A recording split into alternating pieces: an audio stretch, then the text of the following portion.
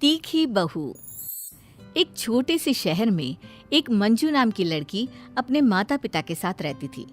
वो बहुत ही अमीर घर से थी। मंजू 18 साल की हो चुकी थी।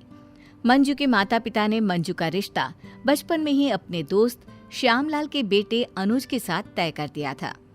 उस समय अनुज के पिता भी एक बहुत बड़े बिजनेसमैन थे, लेकिन आज उनकी हालत एक मामूली आदमी की जैसी थी। एक दिन की बात है, मंजू के पिता मंजू की माँ से मंजू और अनुज की शादी की बात करते हैं। मैं सोच रहा हूँ क्यों ना मंजू और अनुज की शादी कर दी जाए। अब मंजू भी 18 वर्ष की हो चुकी है। बात तो आप सही कह रहे हैं, लेकिन मंजू रह पाएगी क्या उस घर में? मेरा मतलब वो यहाँ इतने लाड़ प्यार से पली बड़ी है, उसे हमने किसी चीज की कोई कमी नहीं होने दी। पर अनुज एक मामूली सी छोटी कंपनी में काम करता है। देखो मंजू की माँ, वो सब ठीक है, पर मंजू की शादी होगी तो अनुज के साथ ही। मैं आज ही अपने दोस्त श्यामलाल से अनुज और मंजू की शादी की बात करता हूँ। फिर मंजू के पिताजी अपने दोस्त श्यामलाल से अपनी बेटी और अनुज की शादी की बात करते हैं। भाई श्यामलाल, अब दोनों बच्चे बड़े हो चुके हैं, अब इनकी शादी कर देनी चाहिए। वो तो ठीक है, पर एक बार तुम अपनी बेटी से पूछ लेते कि उसे मेरा बेटा अनुज पसंद भी है या नहीं। अरे ऐसा हो ही नहीं सकता कि मंजू अनुज को पसंद ना करे। तो फिर रिश्ता पक्का समझे दोस्त। हाँ बिल्कुल। मंजू के पिता घर आकर खुशखबरी देते हैं। मंजू और अनुज की अगले महीने ही शादी तय कर दी है। इस शादी से मंजू भी बहुत खुश थी। उसे क्या पता था कि वो एक बहुत बड़े अमीर घर की बहू नहीं, बल्कि एक मामूली से घर में बहू बनकर जा रही है। उसे ये नहीं पता था कि अनुज एक छोटी सी कंपनी में काम करता है। और फिर वो दिन भी आ जाता है जिस दिन मंजू और अनुज की शादी होती है। मंजू दुल्हन बनकर अनुज के घर आती है और अनुज की माँ आरती की थाली से मंजू का स्वागत करती है। आओ बहू, तुम्हारा स्वागत है। मंजू अनुज का घर देखकर हैरान रह जाती है। इतना छोटा सा घर, इतने छोटे से घर में मैं कैसे रहूंगी? फिर अनुज की माँ मंजू को उसके कमरे में ले जाती है। बहू, ये तुम्हारा और अनुज का कमरा है, आराम से रहो यहाँ बेटा। आराम से मैं यहाँ क्या खाक रहूंगी? कितनी गर्मी है यहाँ। अरे कोई एसी तो चला दो।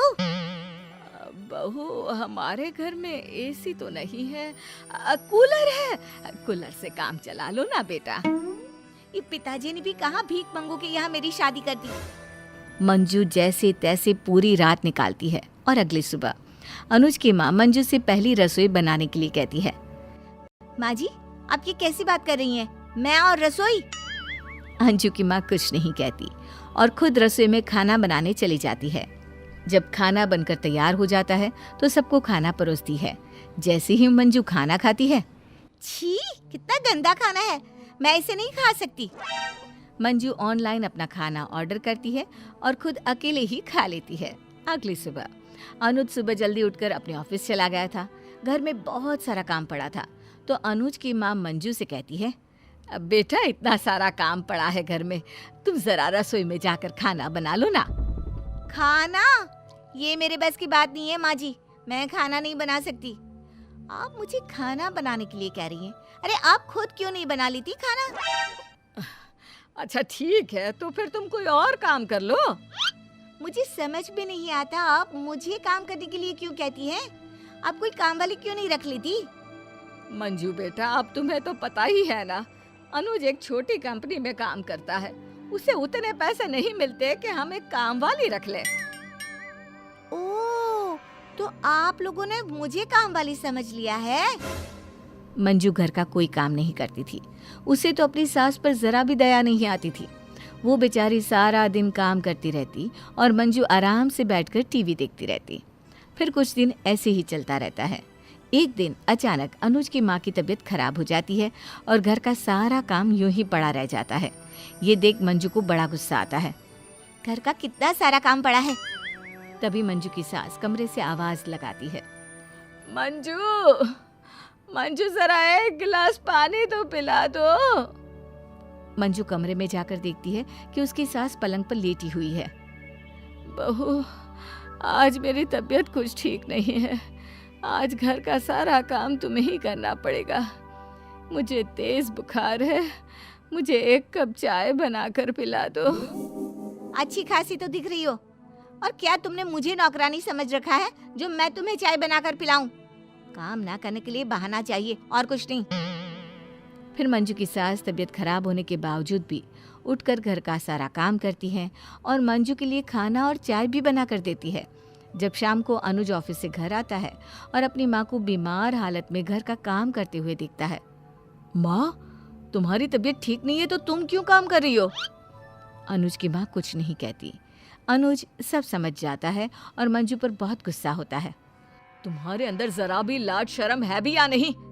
तुम्हें दिखाई नहीं देता कि माँ कितनी बीमार है और तुम उनसे घर का काम कराए जा रही हो? अरे, अब तुम्हारी माँ बीमार है तो इसमें मैं क्या कर सकती हूँ? तुम्हारा कुछ नहीं हो सकता। अनुज जल्दी से अपनी माँ को डॉक्टर के पास लेकर जाता है। डॉक्टर अनुज की माँ को दवाई देता है और उन्हें आराम करने के लिए कहता है।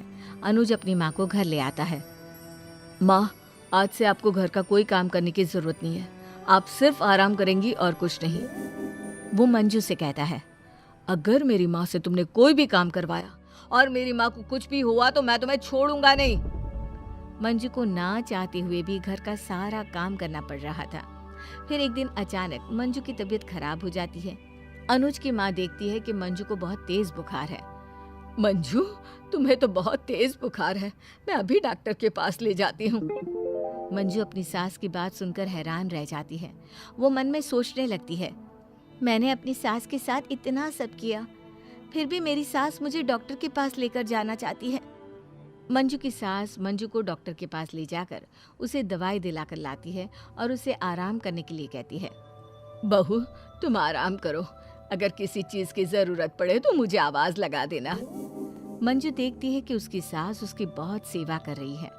वो उसे पलंग से उठने तक नहीं देती थी, यहाँ तक कि उसे खाना भी अपने हाथों से खिलाती थी। उसके बाल भी मंजू की सास खुद बनाती, उसे जरा सी भी तकलीफ नहीं होने देती। ये सब देख मंजू की आंखों में आंसू छलकने लगते हैं। माँ जी, मुझे माफ़ कर दो, मुझसे बहुत बड़ी भूल हो गई। मैंने आपके साथ बहुत गलत किया।